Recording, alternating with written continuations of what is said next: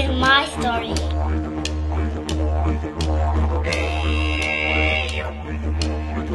We are the stolen generation.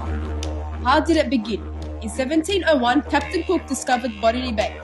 He then invited his friends from Britain, who invaded the already inhabited land and took over the whole of Australia.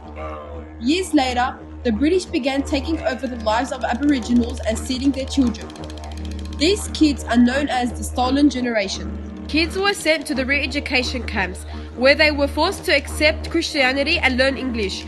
Girls were trained as domestic servants and boys as labourers, so they could be sent to a white family where they will become slaves. They were also forced to marry a white spouse. The goal was to breed out any Aboriginal characteristics and make the country wider and wider. The removal of Aboriginal children from their parents occurred between the 1890s and 1970. Few records were kept of the stolen generation because they were either deliberately destroyed or lost. However, a 1994 survey by the Aboriginal Bureau of Statistics stated that 1 in every 10 of Aboriginal people aged over 25 had been removed from their families in childhood. It is estimated that 14,700 children were taken each year on average.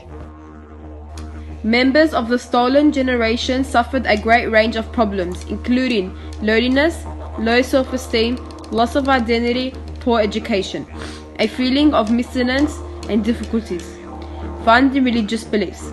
Others suffered mental illness such as anxiety and depression, which in some cases led to alcohol and drug abuse, relationship issues, violence, and animal offences. Today, intergenerational trauma occur because stories of past are present to children, and the impacts of the stolen generation are transferred from the one generation to the next.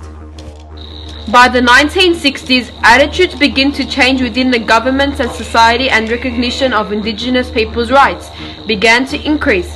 By 1969, all states repealed the law allowing for the removal of children from their families. On May 1997, the Bringing Them Home report was filed in federal parliament. It was the first time that was acknowledged that what had happened to these children was inhumane, and the impact has been lifelong. In 1998, the Aboriginal Healing Foundation was established to help Aboriginals with their healing journey and close the gap that lies between Aboriginal and non-Indigenous Australians of our country today.